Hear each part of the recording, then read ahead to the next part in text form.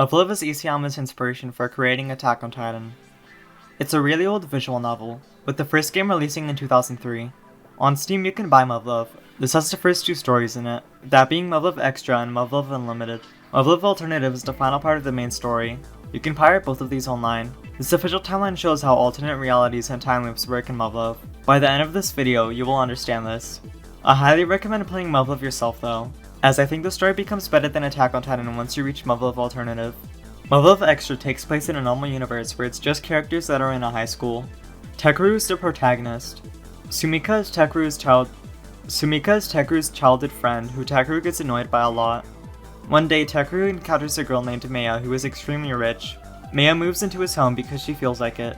Tekeru goes to his high school where we meet the main cast. The main cast is Sumika, Chizuru, Tama, Mikado, Ayamin, and Maya, who just moved into his school. The endings of this game depend on how well you treat the characters. The main teacher is Marimo. The secondary teacher is Yuko. A side character is Tsukuyomi, who is Maya's assistant. Some interesting moments are, Tekeru plays a game about mechs called Velgranon. Yuko gives a special lesson, which he's talking about is creating an ultimate parallel computer, with the same cognitive level as any other human. Traditional computers in the 2000s use a single semiconductor. Parallel computers use several semiconductors, allowing them to process multiple things at once. This is also how the human brain works. Therefore, if Yuko can create a powerful enough parallel computer, she can make it just like a human brain. This would take billions of semiconductors working in harmony. However, she realized an alternative plan. If she can use the equivalent of motion capture but for a brain, she can copy and paste the brain into the computer. She gets very excited because this means she figured out her theory, which is a continuation of the quantum causality theory. The ending is the most epic part of Muv Luv Extra. Maya asks Tekeru if he remembers what connects them both. Tekeru doesn't understand and he goes to sleep. Then, in his dream, he remembers that he met Maya as a kid. They promised that when they grew up, they would marry each other. When he wakes up, Maya is gone. It turns out Maya was the heir of the Mitsurugi family. Maya had an arranged wedding, but she made a deal with the higher-ups. If she could find Tekeru and if he were to remember his promise without her telling him, she would marry him instead. She had until December 31st to do so. However, as the deadline came near, because Maya asked Tekeru if he remembers what connects them both, she believed that she already failed, so she gave up and left. Sumika was already aware of this. And because Tekeru remembered, Sumika thinks he's going to abandon her. She gets really upset and runs away. Tekeru tries to find her, but she's nowhere to be found. Tekeru stops at a tree on a hill, which is a special place for him. Sumika is behind the tree and they talk. Sumika comes to terms with whatever the outcome may be. Tekeru makes his choice for who he wants to stay with. In the Sumika ending, Tekeru chooses Sumika. Tekeru makes out with Sumika at the tree. The end. In the Maya ending, Tekeru chooses Maya, and Sumika is sad but accepts it. With the help of Tsukuyomi, Tekeru crashes the wedding. Maya runs away and jumps on a roof. Then Tekeru talks with her. They're both together on the roof, and then it collapses. They fall into a bed, and then they make out. The end. This part of the story is split into 10 episodes. Muv Luv Unlimited takes place at some point during Muv Luv Extra's timeline. Unlimited starts when Tekeru wakes up in his bed confused. He wonders why nobody woke him up, because Sumika wakes him up every day. He walks outside and his house is mostly destroyed.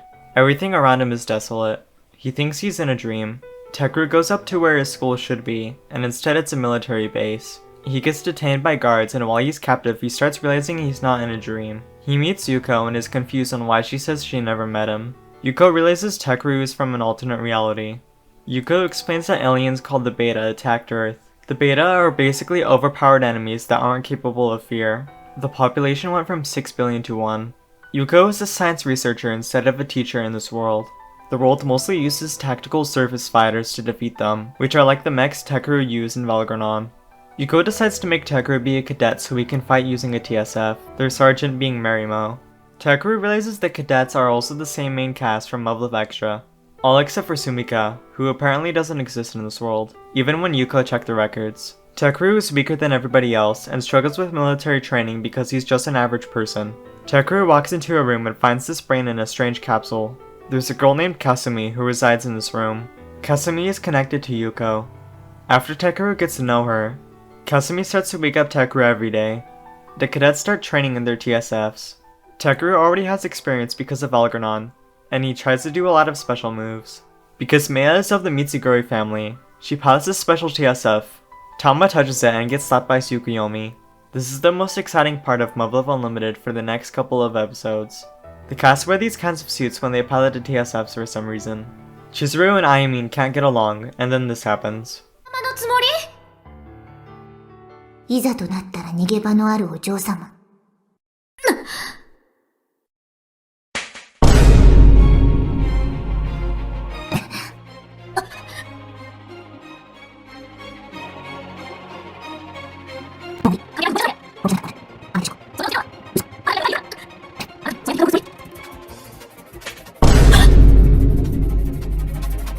所詮上から見下ろすだけ。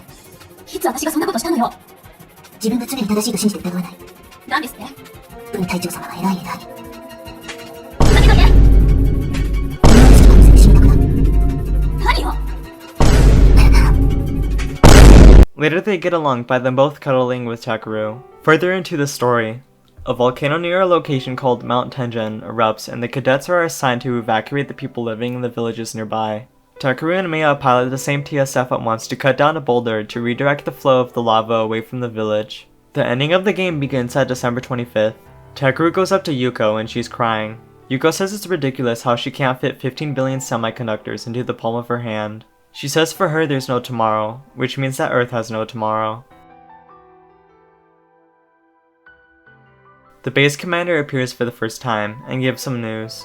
The base commander explains that there were plans formed by the United Nations called the Alternative Program. Alternative 4 was the key to saving humanity. However, Alternative 4 was a failure, so now they're switching to Alternative 5. Alternative 5 is the final backup plan, where they put 100,000 people on a ship and send them to a planet 5.9 light years away, leaving the rest of humanity behind. Then, the Earth will be bombed in a final effort to wipe out the Beta. The main cast has ID cards that will allow them to escape on the ship. All except for one. Kasumi can also escape as well, but she wants to stay behind. The reason as to why it's connected to the brain in the capsule. When Takeru tries to convince Kasumi to go, Kasumi suddenly says, "You wouldn't understand, Takeru-chan." This is what Sumika called Takeru in his original reality. Also, Kasumi used the name Sumika if you rearrange the letters. Eventually, Takeru convinces her to leave.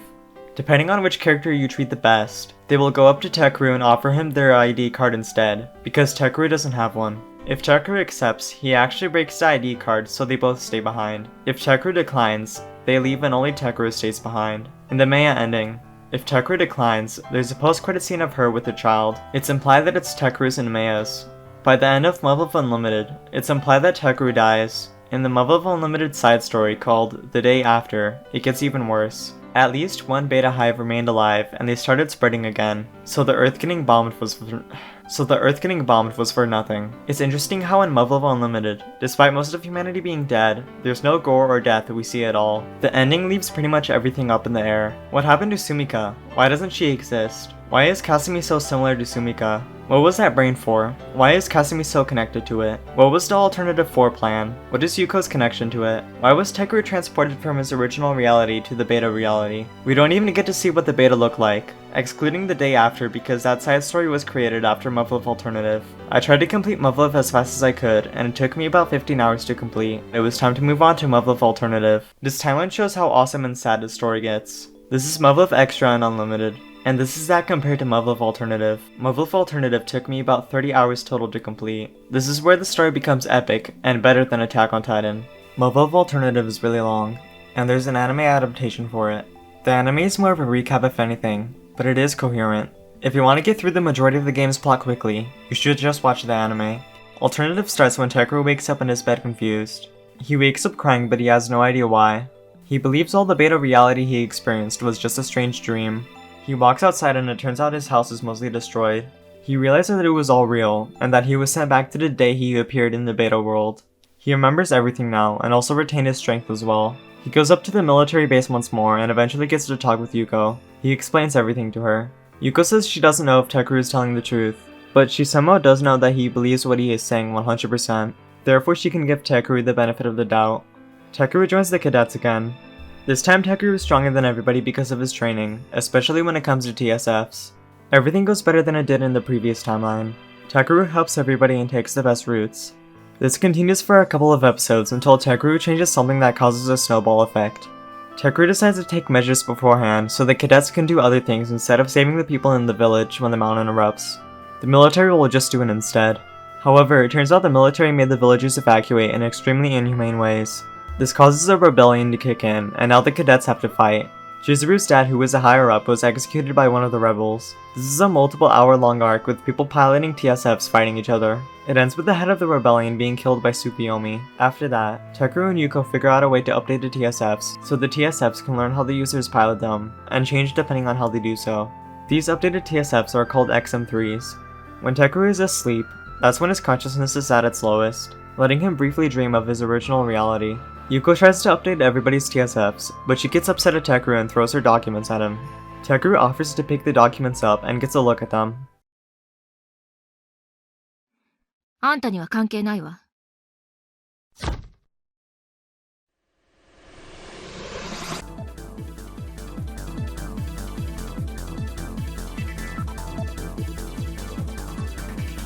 え？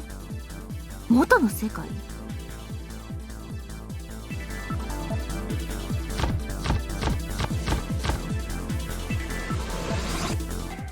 教えなさい。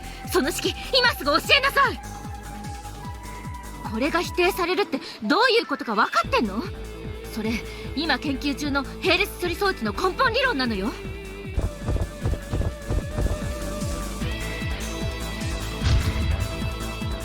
ですっ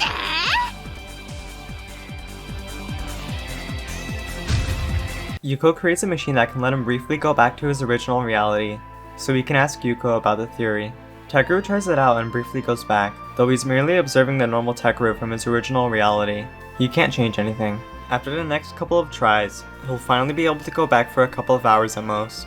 For the first time in years, Tekryu is able to go back to his original reality at November 26th. He realizes he isn't the normal Tekryu though, and he sees his normal self walking with Sumika. In Muv Luv Extra on November 26th, there's a moment where Tekryu retrieves Sumika's shoe.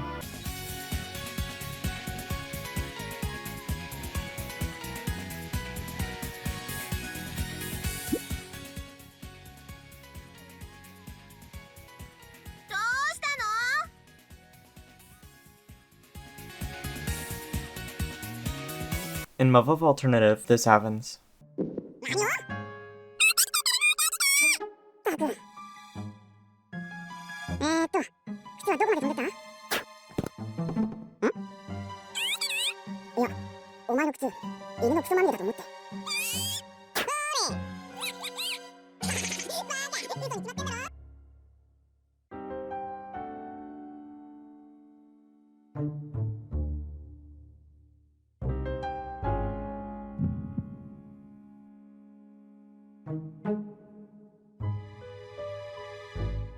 Also later that day in Muv Luv Extra, this happens. とうとうあっちの世界に旅立っちゃったってことバレてもいいの？とぼけたってダメだよ。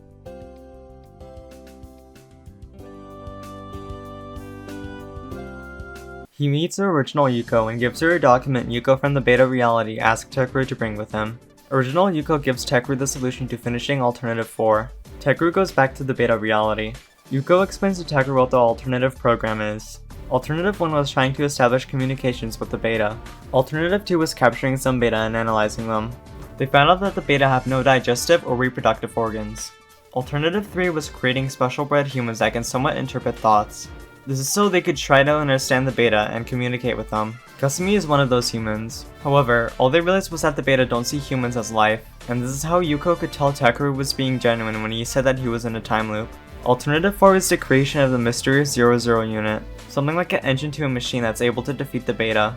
If Alternative 4 fails, they'll switch to Alternative 5. Later, the XM3 trials start. Some veterans don't like the change in the TSF, so if the veterans can be beaten by the XM3s, then they'll switch to them. However, during the trials, this happens instead. For the first time, we get an encounter with the beta and see them on screen. What? Oh! Oh! Oh! Tekru's mech gets torn apart by the beta. Tekru's cockpit is left untouched, and after the beta leave, a TSF comes to make sure he's still alive. Tekryu sits outside of his destroyed mech and is sad. Sergeant Marimo comes and talks with Takeru. She explains her life story and tries to comfort him.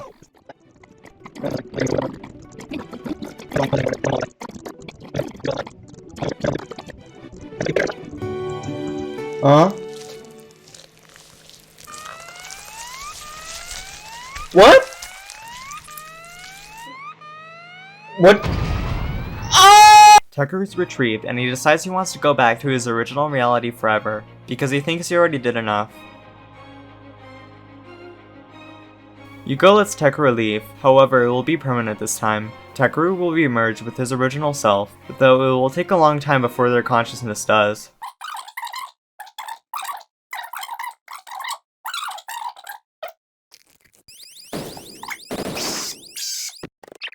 When Takeru goes back, he's in control of his normal self with memories of the beta reality.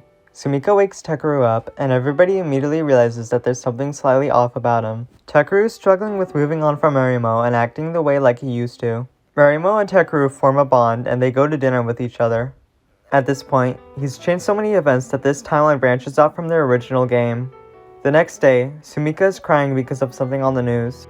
It turns out somebody was stalking Marimo and was angry to see her dining with Takeru. So he put her head first into a meat grinder. Takeru freaks out and runs to the school and talks to Yuko.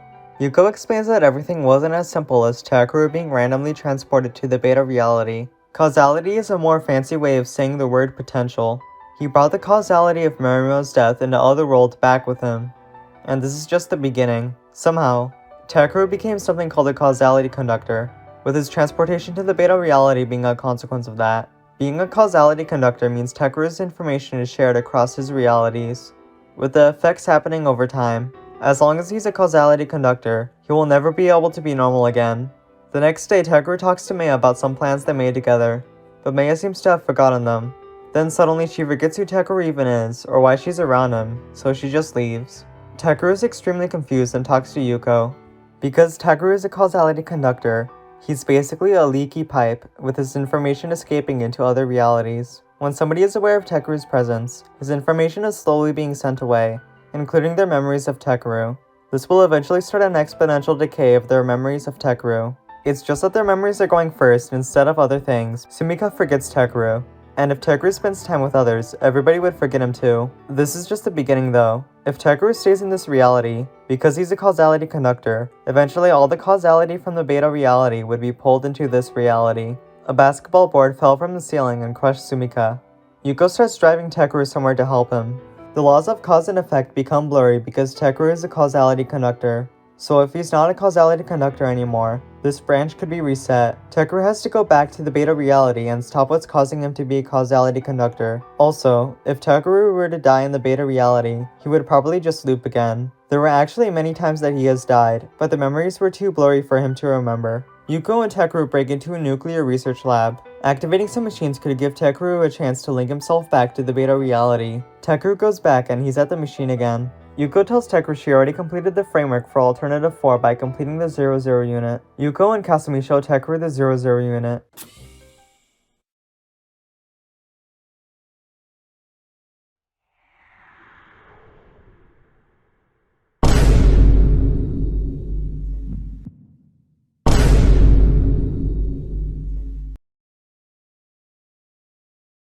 There's a new person in Marimo's place, called Izumi, and she introduces a new group of cadets: Suzumiya, Hayase, Munakata, Kazuma, Kashiwagi, and Suzumiya too.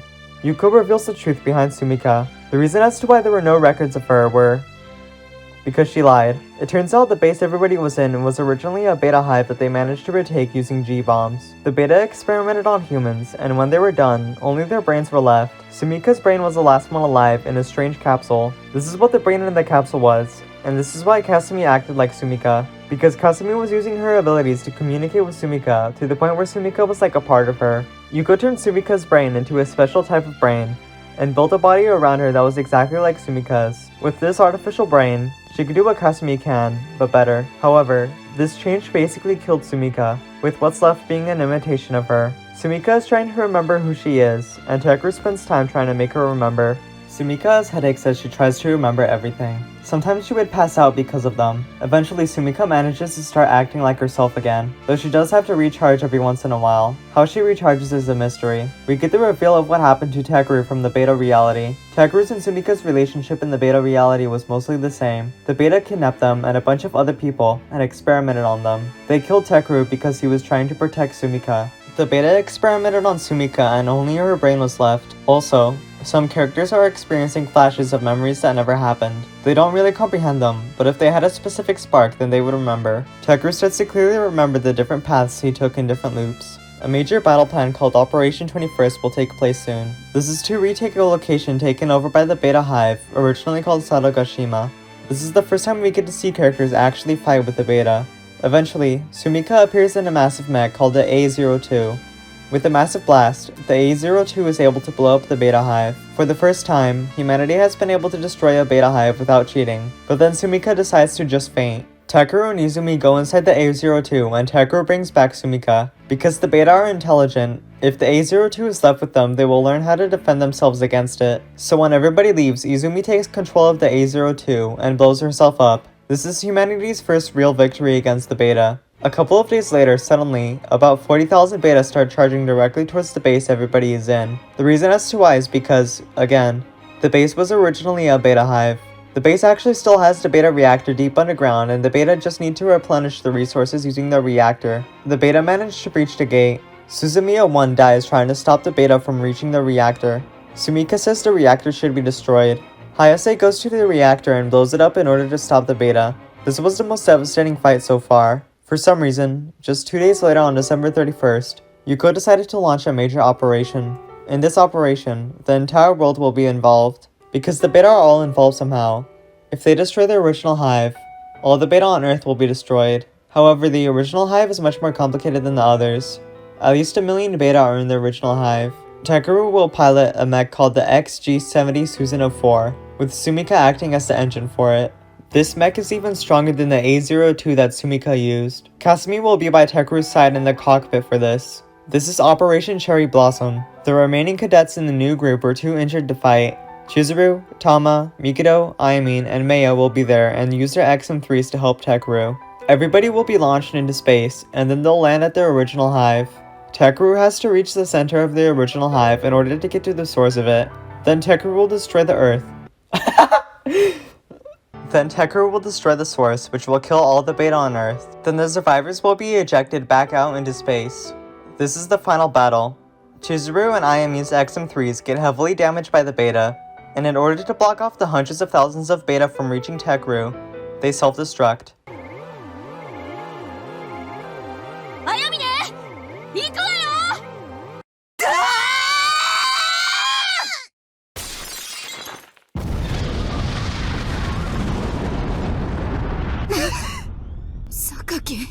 Mikado is trying to open the entrance that will let Takeru reach the center by breaking it, but she can't. Tama shoots it so Mikado can use her sword to stab through it. Oh! Oh!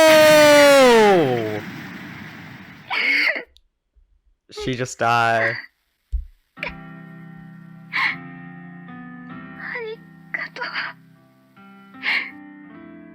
Mikado stabs through it, opening the entrance for Takeru.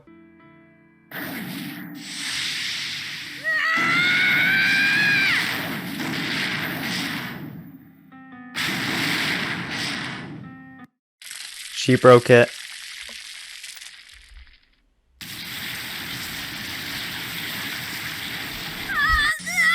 She's so happy that she broke it.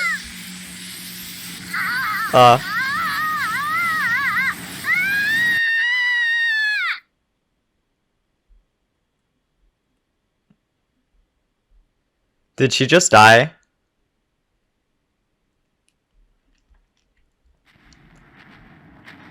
Oh, she's dead. Oh, she's actually dead. At this point, Takeru, Sumika, Kasumi, and Maya are the last ones left alive. They entered the center of the hive and there's no other Beta in there except for one, the source of all Beta on Earth. Sumika starts communicating with the Beta. Kasumi interprets the primary objective through Sumika. The primary objective is communicating to Takeru through Sumika, through Kasumi. This is where we get some information about the beta. Because beta are silicon-based life forms, and human are carbon-based life forms. They don't see them as life.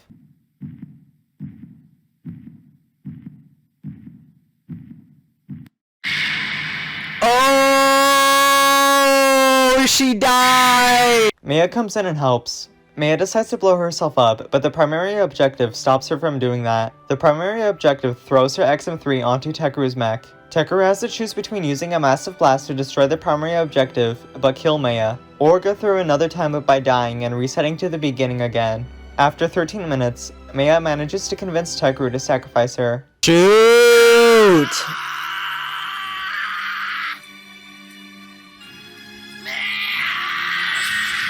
He did it!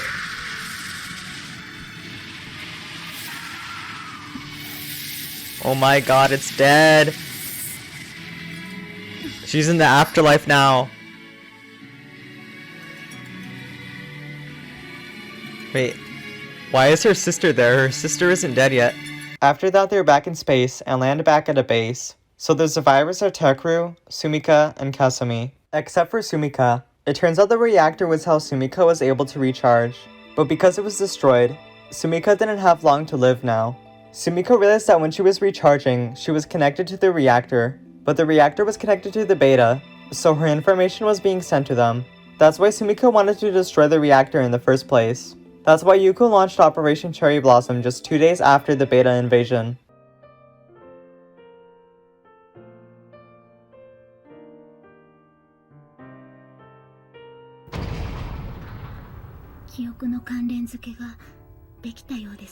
And now we get the reveal as to why Tekeru was a causality conductor. The first thought Kasumi read from Sumika was, I want to see Tekeru again. Again, the base everybody was in was originally a beta hive which they managed to retake by using G-bombs. However, the G-bomb's explosion created a rift in space-time. Sumika's strong feelings towards Tekeru interfered with this rift. This combined a bunch of multiple versions of Tekeru from different realities into one person.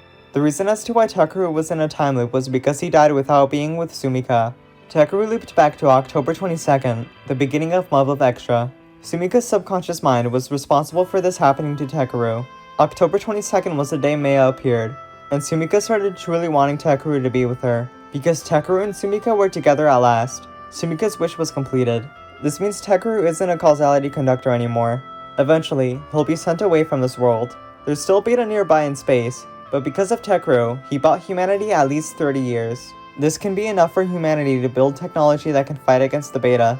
This is a big improvement to before, when they were facing certain extinction within the next decade. This is the last thing Kasumi says to Tekeru before he leaves the beta reality forever.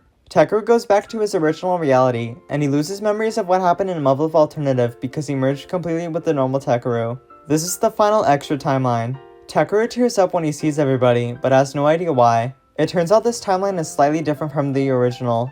New characters that were introduced in Muv Luv Alternative are here too, including a copy of Kasumi. This version of the story is continued in the game Photon Melodies. And with that, the main story for Muv Luv is completed. Now this timeline actually makes sense. This is the extra timeline and the various endings you can get. Then multiple versions of Tekeru are combined into the Tekeru we see in Muv Luv Unlimited. Then Tekeru dies and loops back to Muv Luv Alternative. Then there's the Adventures in Quantum Causality where Tekeru uses the machine to go back to Muv Luv Extra briefly. And then the branch is created. Then Tekeru stops being a causality conductor, which erases the branch. Then Tekeru gets sent to the final extra timeline. The end. Oh my god, finally!